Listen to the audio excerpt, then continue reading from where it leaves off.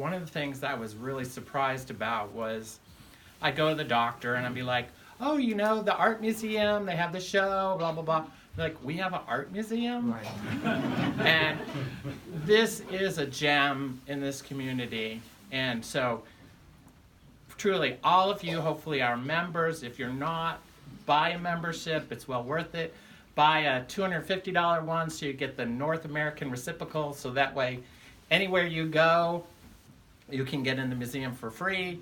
So I've already got paid for my membership by going to St. Louis and New York and other places and not having to pay their admission fees. So, and that helps the museum out here a lot. I am this is my first show in an art museum. And I say first because I hope that it's going to be the first of many. This is the show that if I envisioned for myself that I would do, because it really shows that I do work in lots of media, and I'm constantly going between technology and traditional media and back and forth. And I learned in traditional. I was, as a young student at Parsons School of Design, it was one of my first peers to get into computer graphic design. I used a huge computer. Well, the screen was about this big, but the computer was this big. And it had joysticks and buttons, and I drew lines and placed colors and everything on this $500,000 piece of equipment that was a think tank from NASA and General Electric. The company was called Genographics. You can look them up. They're no longer around. They kind of sold their souls to the devil. They sold their technology to Microsoft. Microsoft turned that into PowerPoint, and then everybody could use exactly what we were doing on these computers. They eventually got smaller and smaller and smaller. Well, now I have this phone, and I can do more on my phone than I could with that $500,000 piece of equipment, and with my finger.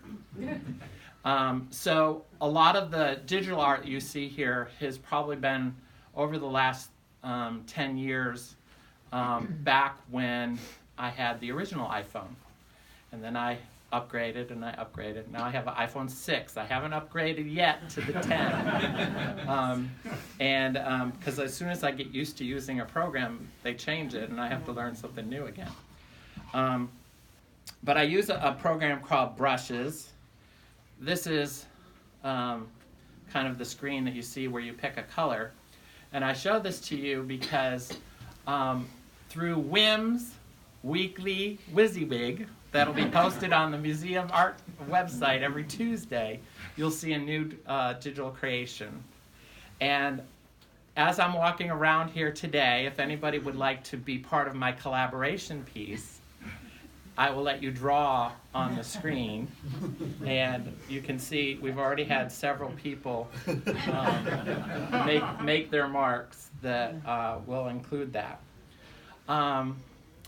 So there's so much to say. This piece here, I'm excited. This is my first Art Fields piece, and the collector in New York loaned it back for the show. I really have to say thank you to Liz and Sherry who put this all together.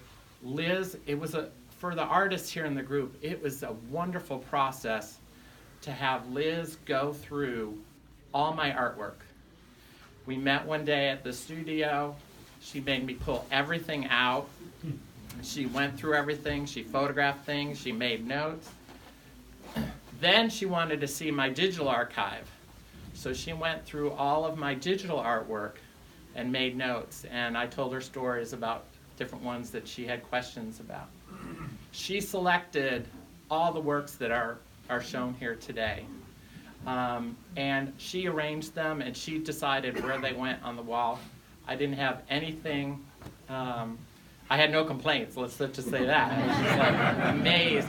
And it was really great for me to see it through somebody else's eyes. Some of the paintings that she meshed together I never probably would have put together. But I saw them in a new light through her eyes. Sorry she couldn't be here today, but I really want to give her a round of applause, even though she's not here, for all of her hard work. And so I guess there's lots. I could tell stories about every piece in here. This piece, some people have asked me, this is one of my in-between works. And by in-between works, it's both digital and painted. I printed it out. I created it on the computer first, and then I drew and painted on top of it, even with glow-in-the-dark paint. Unfortunately, there's too much light coming in from the T-port, so if you turn off the lights, you can't really see it that well. But in a dark room, it shines. You can see, if you look up close, you can see the ones that look like they're kind of see-through. Those are the lines that are glow-in-the-dark paint. This piece right here that's on the cover of the catalog is one of my newest pieces. And it's called Form and Space, and it has to deal with a lot of things I've been dealing with in my studio. I've been working on drawing. We have life drawing classes every Thursday evening, and I've been drawing the figure, so I've been taking the form, as well as I have drawing classes where I teach students. And so, you know, it's really good as a teacher to teach other people, because then you remind yourself what you may have forgotten or what you know. And so a lot of this is about how you find the form and the space and the negative space in between. And the funny story about this painting, and I hope you're not in here when I tell this story, but I was painting this, and this was originally tacked up on my wall in my studio. And in the initial layers, I was painting this, and kind of in this area here, a woman came in and was like, oh, I see it. It's a duck. And so there is no duck here. Partly because after she said that, all I could see was the duck. So it took a turn, and I painted things out so that the duck wouldn't be there. But I still see the duck. And that goes to what the title of the show is what you see is what you get.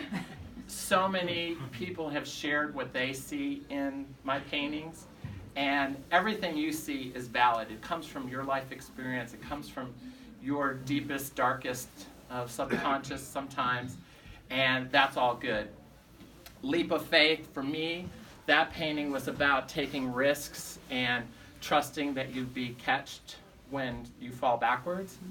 Other people see a giraffe, a woman doing yoga, a crucifix, and so all of those things are right. And I really truly believe that you as the viewer bring your own energy to the painting and what it means at the end.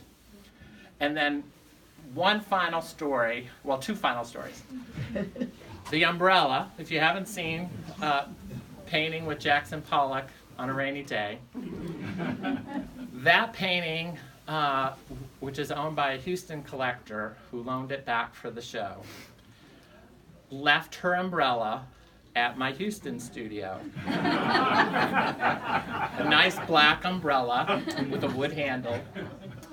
And I kept, every time I have a new show, I was like, hey, are you gonna come? You can pick up your umbrella, you know, blah, blah, blah. She wouldn't show up.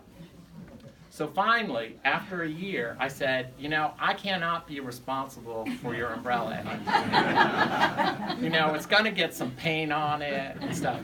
So the next show I got this idea of posting the umbrella in a paint can, so it was open, got a stepladder, and I did my Jackson Pollock tape.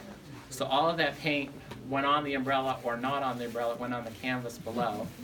And I put it in my studio like that for the next big show, which she came to. There you go. And then finally, I had my collector who loaned this painting was here earlier. He had come for the show that we had to cancel, and unfortunately had to go back.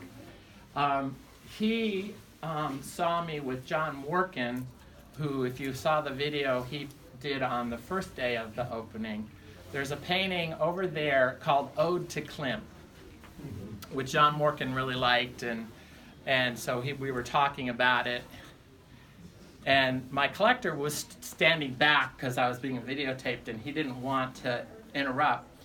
And so after John got done with the filming, he said, "Oh, this is one of my favorite pieces," and stuff. I said, "I know, it's like, it reminds me of Klimt, you know, it's so sparkly." Okay. So Dr. Chuck heard Sparky, and he instantly, from his vantage point, saw a dog. And so that dog is now Sparky. So after John left, he's like, "So who's Sparky?" "Sparky the dog." I'm like, "I have no idea." And so then he proceeds to tell me again, "Well, look at it. You know, here's the eyes, here's the ears, here's the nose, here's the paws.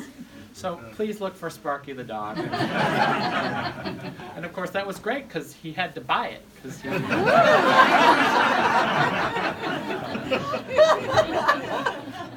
Thank you everyone for coming. Please, there's a book over here. Please feel free to sign in. Bring people back to the show. We're up here through April. There's a great show that I've been able to see parts of it. Can't wait to see it hung. Next Thursday, Stephen Bleicher of Coastal University will have a show, and it's amazing. His drawings and found object collections will be shown there. So I don't know, my brain is filled with joy, and thank you all for coming.